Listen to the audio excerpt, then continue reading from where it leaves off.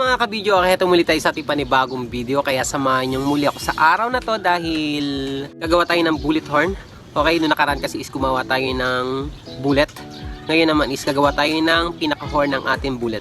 Okay, itong gagawin natin is size 8, 8 na speaker. Ipapakita natin ngayong araw na to kung paano natin ginawa itong ating bullet horn.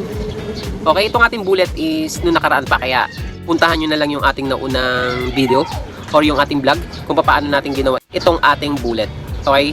Ngayong araw na ito is papakita natin yung ating paggawa ng ating bullet horn. Kaya kung gusto nyo malaman kung paano natin ginawa itong bullet horn na to is dyan lang kayo. At huwag kayong aalis.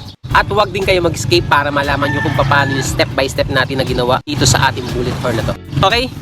Game? Okay, itong ginamit natin dito is okay, dahil tuyo na siya, bakbakin na natin. Medyo mayroong ibang lubak-lubak.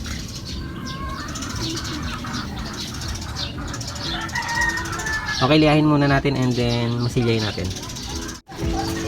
Okay, itong lihahin.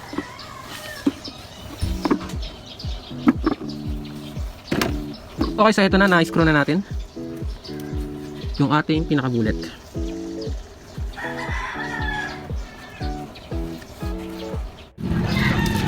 Okay, ito na nga mga kabidyo, okay, nagawa natin. Ito yung ating pinagkopihan. Ito yung ating original. And then, ito yung ating ginawa.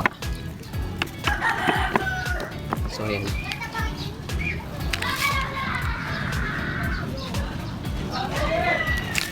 Magkamukha.